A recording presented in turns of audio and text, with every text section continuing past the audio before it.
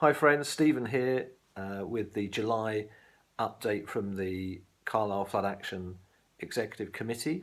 First thing to say, this thing here, this is a camera. My overpriced mobile phone is recording this podcast, and I'm really keen that all of us friends, we all have a go at writing our story and sending it in to the Flood Action Group website, or doing one of these video casts, sitting down in your dining room and talking us through, or your first floor if you're still in your house, and talking us through the issues that are important to you. I really, really believe that when we express our world using our voice, it really is powerful. The human voice, the human story is powerful. It's interesting to think, isn't it? Today's newspaper will probably be in the recycling bin by this evening.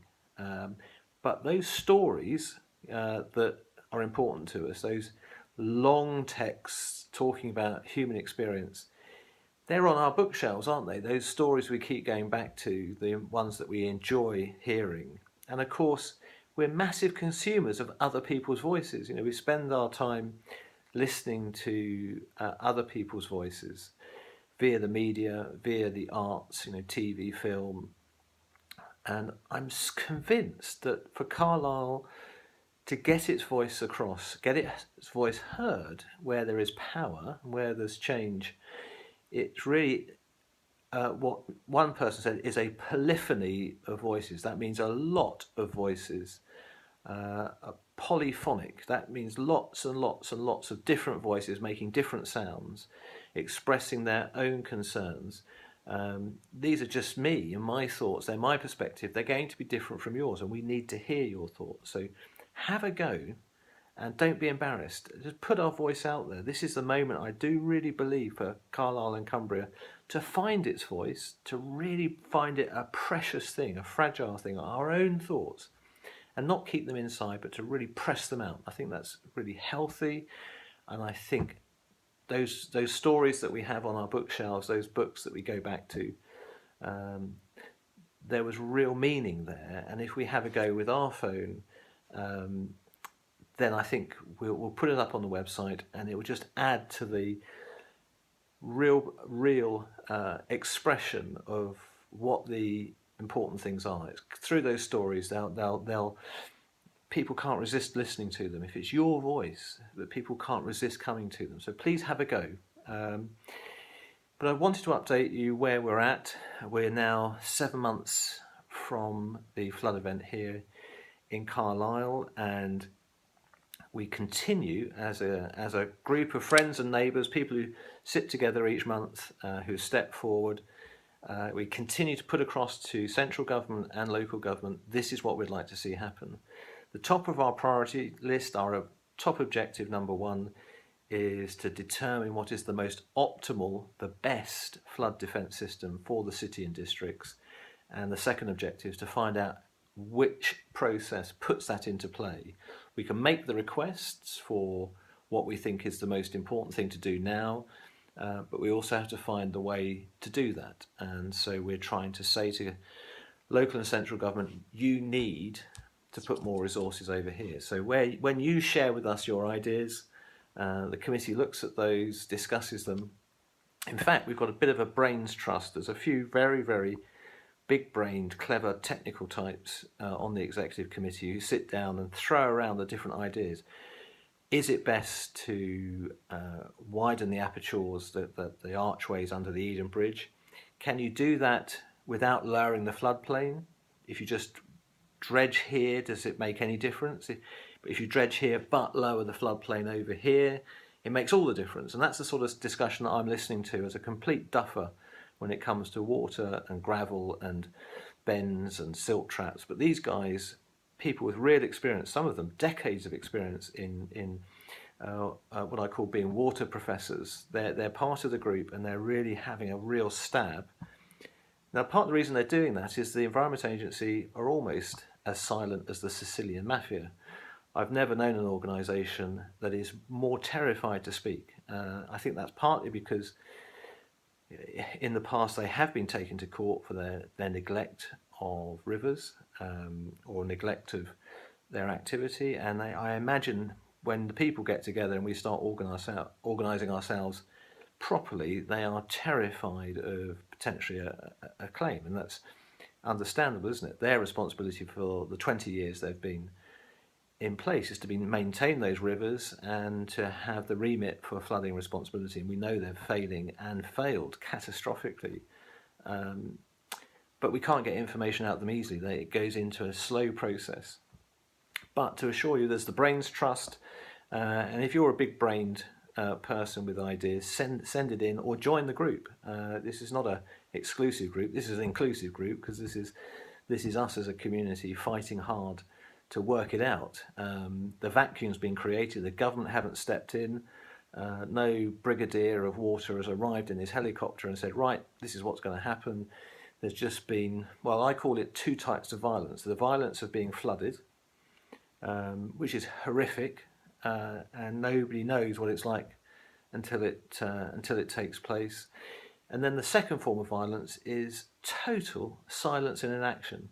And so if you do want to join in and to contribute to that debate, so where our Brains Trust come up with the particular suggestions, then we put it forward. For example, we're very keen on what's called attenuation. That is slowing the flow of water by creating channels or ponds or reservoirs.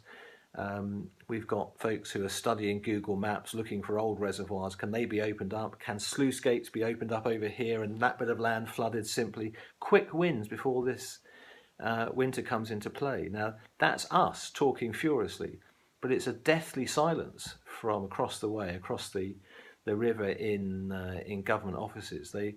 All I can hear is crickets and see tumbrils being blown across the street. There's literally, they've almost shut down completely. Again, I think the EA know they don't have clear objectives. If you look at a business organisation, they frequently have very clear mission, very clear objectives, very clear goals. When you look at the Environment Agency's goals in relation to flooding, they are as vague and as amorphous, and we're saying to government, you need to restructure this organisation because it's not delivering for the people of Cumbria.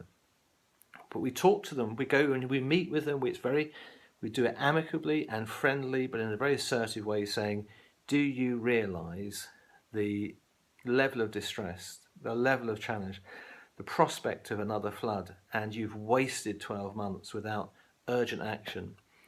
My impression of them is that flooding is normal for them. They have a cycle of, somebody said to me from another county, as somebody who's been very involved in setting up new structures to try and protect their own county. I won't mention who they are, but they said the EA, really their prime focus is stakeholder management. That is managing the language of flooding, managing the experience, but not actually putting in place scaled up resources. So they see their main response is to keep talking. So when the fact we've gone to many meetings with them and we're all starting to realise, and I'm more cynical than most, so I was sceptical from day two, but many flood action groups across the county have considerable trust in government, but they're getting to the point now, they're saying after 7 months we've been taking precious time out of our busy schedule to have consultations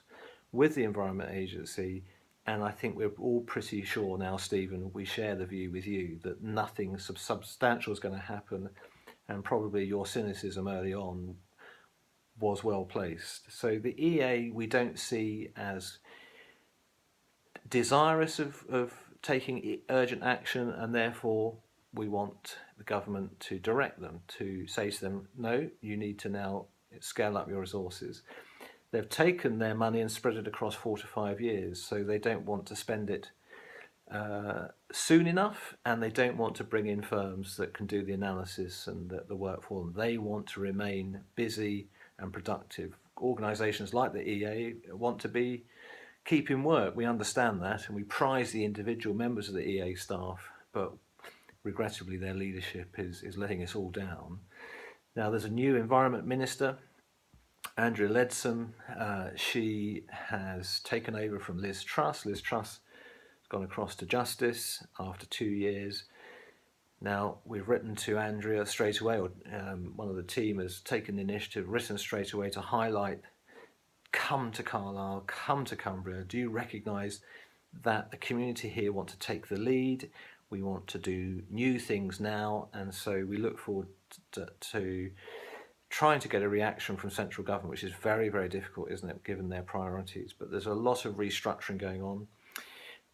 We're interested to know, at the time of me making this, where Rory Stewart's future is. Will he continue as Floods Minister? No doubt he's having that conversation.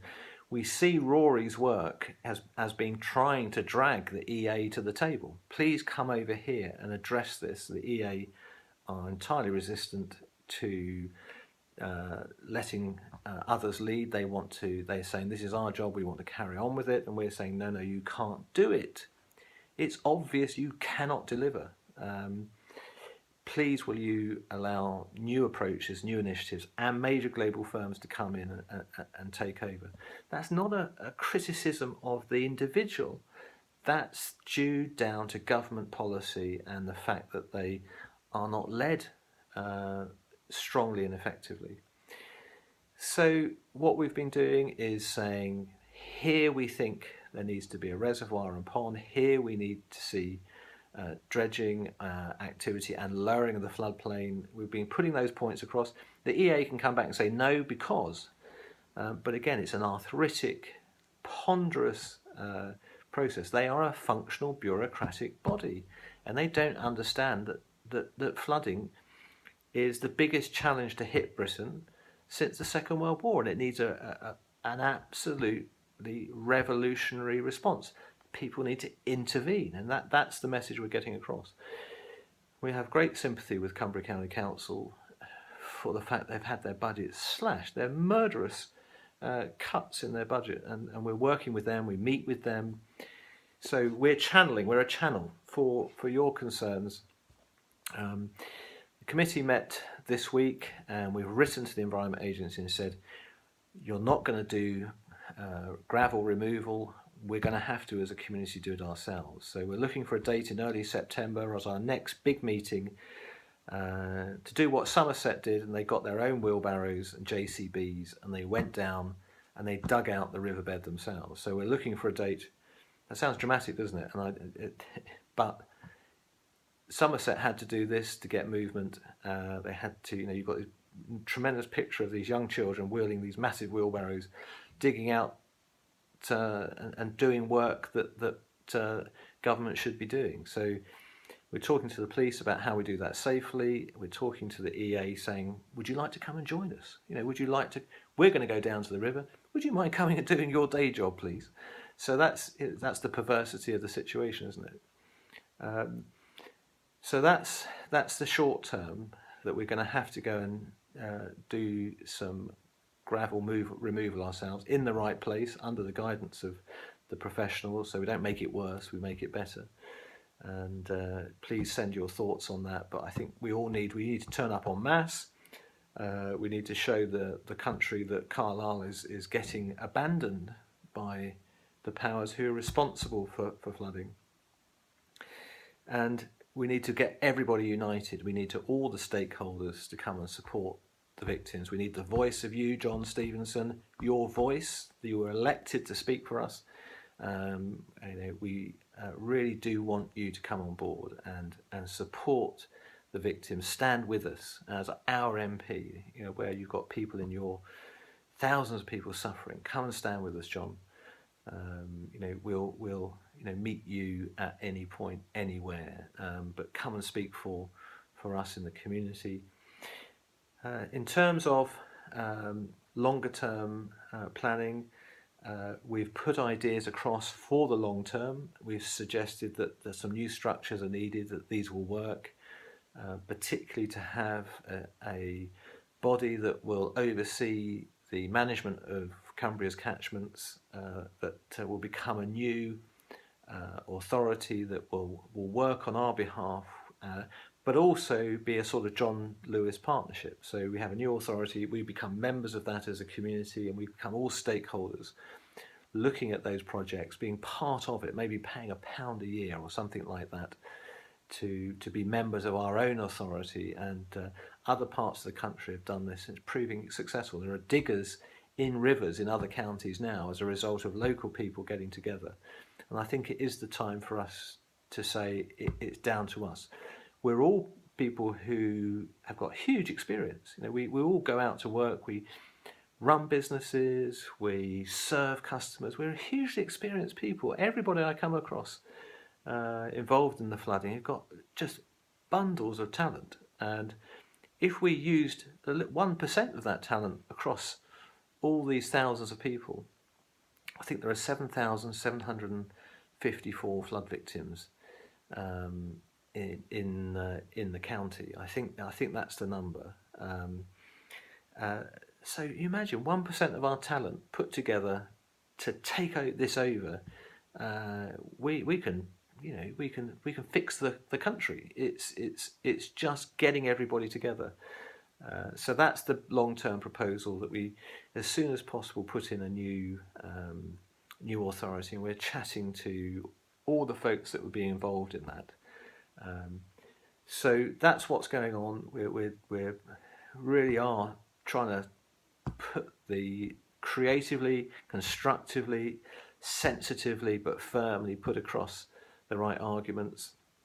In terms of the government picture, this month we're due to have the National Flood Resilience Review, which was Oliver Letwin MP, the Duchy of Lancaster, and Rory Stewart MP's politician-led review. That was due out this month, but of course no one predicted that we were going to come out of the EU.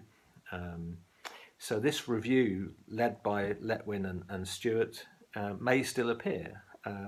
I'm keen that Rory carries on. I think he's trying to get the right direction, probably with no power, with no authority. I think he's probably trying to do what he can with no formal authority. It's purely, the enthusiasm and energy of a man who's got experience, using that. I hope he carries on, but we don't know. But this report was important, so we were expecting that review to come out. We don't know where that's at. We were hoping for the structures, government structures around flooding, to be completely transformed, to learn from the winter flooding. So we await that. That's worth looking out for. We've had last month the Cumbria Flood Action Plan, which was Rory's initiative. It's Rory said of the Chilcot report, because Rory Stewart had been involved in Iraq in his past, and he examined the Chilcot report, and he said something very interesting, which was it lacked analysis. In other words, it was a lot of bullet points and a lot of descriptive writing without the critical analysis and the sort of textual background of why Iraq had been the way it is. It was left for others to interpret from a more dry, factual base. Well, his Cumbria Flood Action Plan is exactly that. It hasn't got the depth of analysis. How is the EA has not switched massive resources across to the affected areas? You've got no critical analysis there. You've got the right long-term direction, but nothing there of substance for the short and medium term, and no critical analysis. And that's because he's having to make bricks without straw. He's having to work with a body that is not fit for purpose, and that's not an unfair assessment. So we're hoping the problem with the Cumbria Flood Action Plan, the desire for natural flood management, that is putting trees in and peat beds that soak water and stop that flow of water, that's 10, 15, 20 years of activity. But our assessment is the EA that's not their plan. They don't commit themselves to things that they don't generate themselves, which is, they have proprietary ownership over flooding. And here has come a minister who's come in and said, this is the way we need to go. So they don't own it. But local people own their own plans. And if we own our own authority and our own plans, we'll make sure that happens week in, week out. But unfortunately, when Rory, if he does move on, or if he does take his focus away from flooding, the EA, I'm afraid, will let that Cumbria Flood Action Plan go onto the shelf or down the mine shaft in Cumbria, as it did with previous reports. There's nothing in there of clear, definite professional commitment. It is a lot of. Somebody said on the committee, I think a sixth former could have probably written this in a day or two. Now that's a bit harsh maybe, but not far from the mark. So the Cumbria Flood Action Plan is not a meaty professional project plan that you would see at a high level in a business. It is Rory's best efforts to produce something of substance. So those are the two key things to think about in terms of the formal intent.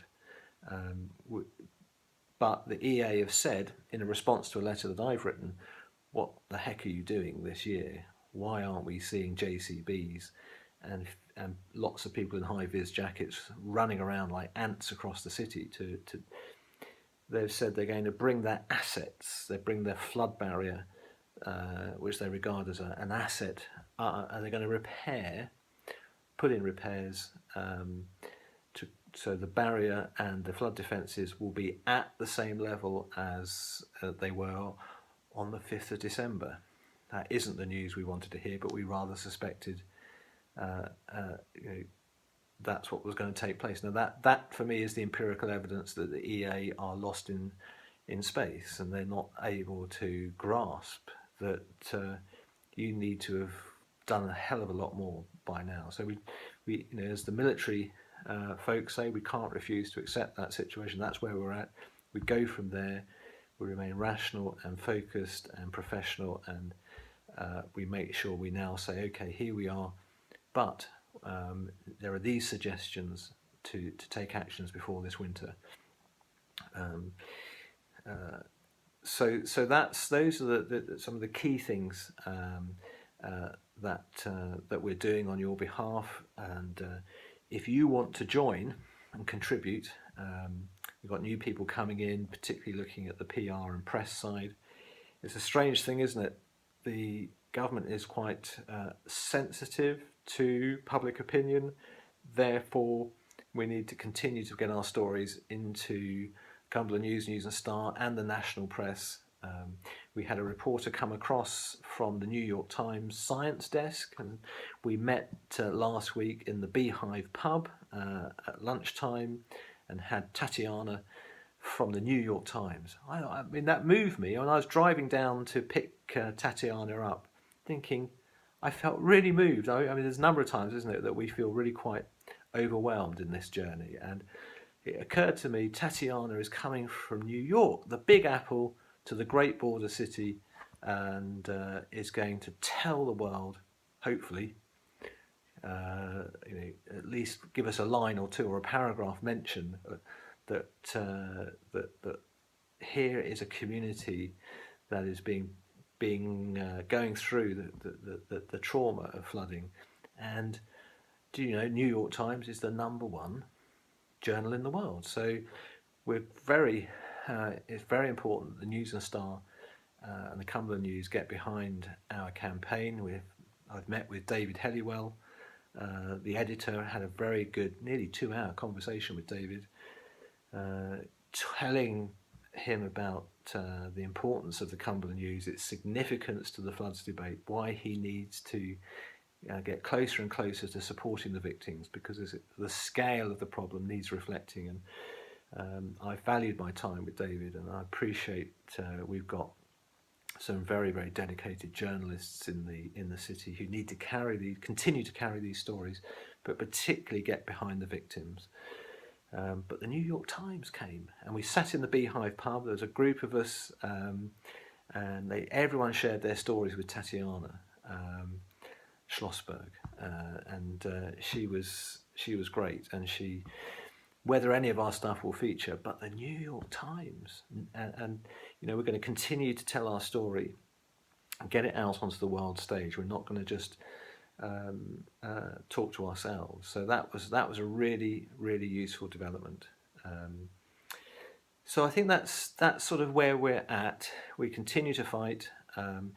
We do need some pennies. A lot of us on the committee have spent quite a few £100 each printing things and paying for Tatiana's coffee, and So, we do need to have a fighting fund, and Jonathan and the committee and the guys have done great work in this brilliant website. Go to www. That's three W's, wasn't it? carlislefloodaction.org.uk, and do donate. Do tell your friends to support the campaign. That is all going. It's not going to my cappuccino fund. It is going to fight for the city and the districts to get this defence system properly put in place. So if you can do £1 a week, that'd be fabulous. We're talking to business folks, saying support the campaign because it will affect your business. And Carlisle needs to come out of this experience stronger, fitter, and if we can use this flood event to promote the city and promote this as a great place to come and do business, then those £1 a week would be a brilliant return on it. So come on, John Stevenson, £1 a week. Rory Stewart, £1 a week from you guys, and put the money in the box, and we will use that money to keep shouting to the world. But that website is really strong. Diane is brilliant. She's a businesswoman, business director, a leader, a mother as well. But she's put this website together, and it's not easy. It's not as simple as it looks. So do go and visit that. Tell your friends who are flooded to visit. I think in terms of the strategy, big shift for us will be this autumn as we all start to crawl back to our homes. Some of us, the work has started desperately late, hasn't it, on our homes, and we're still feeling it. And I'm conscious many of you won't engage with this stuff because you're just having to get your home put together. But when we get back home this autumn, I think that's the big gear shift for the campaign. We're going to be able to get to everybody and get bigger numbers. I'm hoping that we'll take the Sand Centre because we'll get such numbers that we'll build the momentum of the campaign and make sure we get to where we need to be. What's a fair outcome for the community and a proper system? So I like the idea of us, eventually getting the bigger numbers together to support the fight to defend the city, but also to come out of this fitter and stronger as people, as parents, to show our leadership in our own family, as dad to Luke and Lara, to be able to say to them, I think I did what I could, guys. I did what I could, considering all the restrictions of Western democracy and bureaucracy. We can say to our children, we fought for you and your future in this noble and fine city, that we've really, really made sure that we've used our voice, and this is the moment to really shout together over the next few months. So I'm hoping we all get together as everybody becomes aware of the campaign. We've used Facebook, and not everybody's on Facebook, and we get to all the community right across the city and districts. And then across Cumbria, the next stage after getting to everybody across the city is to get to everybody across Cumbria, to unite the flood action groups. And we are talking about uniting everybody across the county and wider, and to say to government, we want to shout with one voice. There's Abraham Lincoln, borrowing from scripture, said, a house divided against itself cannot stand. And not everybody wants to do the sort of thing we're doing, but if we do unite, if we do stand together as a community, then government can't ignore us. The worst thing in the world is for us to fragment. I think we need to come together, and it's not my plans, it's yours. It's about me giving you space and the committee giving you space and platforms to share your story, and that's what we're committed to, creating a platform in which your message and your voice gets across to where power and wealth should be. We're all vulnerable. We've got no resources. I think the committee said we got £70 in the pot. I think that was we have had nothing for 6 months, so we've got £70 now. So that's some going, and so we've not got power and wealth. But those people over there have. They're sitting on massive resources, and it's a case of unlocking that for the community here. So I'm very, we have to be hopeful that out of this will come a better world for all of us. This will be the catalyst for the good. So I hope that's helpful. In summary, then, we're expectant about the summer review by Letwin and Stewart. What's that going to say? That will shape some of how the campaign goes. Will the EA be restructured? Will new bodies be formed? We are keen to lead ourselves. Secondly, we're keen to lead ourselves. We're keen to set up new structures and do what other counties have done and take over the lead and work creatively with the EA and other bodies, but to establish a new authority which will focus upon Cumbria and raise new funds, raise millions of pounds separately so we can do the things that we need to do. I think thirdly, we are conscious that we're going into this winter tragically, wickedly, perversely. We're going back into winter with the same level of assets, some of them that weren't maintained, and this is why we think the EA is unfit, is that simple, basic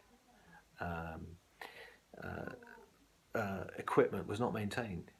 It's difficult to believe, isn't it? But that shows that we've got a case that new structures need to be there. So we're going into this winter. Thirdly, we're going into this winter with a concern that we're vulnerable, but what we've got, and I think this is the important message, is that we've got a plan, we've got ideas on the table. These are things that we can work towards, and I think we should tell our children that the community is working towards protection, and we're in full dialogue with Cumbria County Council, with the EA, saying this is what we've got.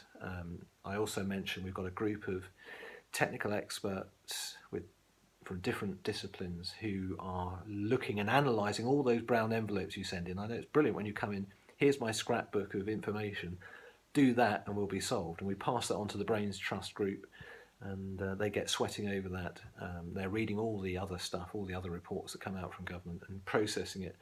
And then we're saying, I think this is the way we need to go. So we have got some great experts. You can join them, of course, who are looking at plans, saying, I think we need something now this winter, or we need something very early next year, which will take the pressure off the water flows if there's heavy rainfall. So that's a summary, and I think I'll just end, friends, to say well done for keeping going. Rachel and Lara are desperate to get back in. Not desperate, but they're keen.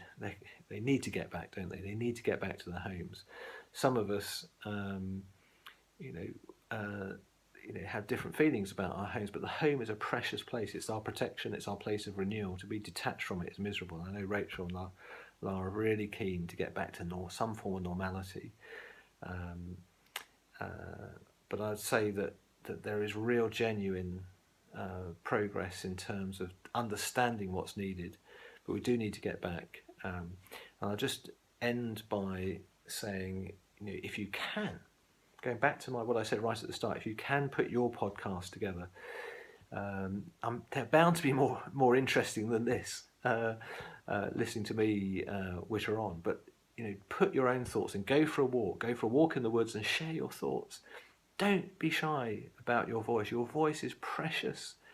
We want to create a platform as an executive committee to get your stories across, because they demand a response. When you've told your story, as I said, it's the stories from the past that we keep going back to, those brilliant stories, going back to Sherlock Holmes. It's a compelling story with, you love to hear Charles Dickens again. You love, to go back to classic stories which were told, from Kipling through to Aldous Huxley to Franz Kafka to those are my bizarre tastes, by the way. But you'll have stories that you love, and theatre that you love, and TV and Coronation Street and EastEnders. They're all telling truths through stories, and they affect us. It goes into us, and we learn things from them, and the arts are so important. And please get use your neglected video camera on your or your podcast facility, just a video camera, I think, and put your stories on there, send them through. Empty your tank of thoughts. I say to my students, come on, you empty your tank. If you empty your tank, then it's empty and other people can fill it with ideas, and they think that's hilarious because the English love those double meanings, don't they? So empty your tank of thoughts onto your video camera, and we'll publish those on the website. And trust me, it's so powerful, so moving, intensely moving when you send your stories in. And even as Cumbrian blokes, we're not afraid to say when we read some of those or we come across the stories that are out there, intensely affective, aren't they? And your story will affect change. I'm absolutely convinced of that. So it's great to chat. Do keep in touch through email and phone and through the website, and we will continue to work together. So it's great to chat with you and speak to you soon.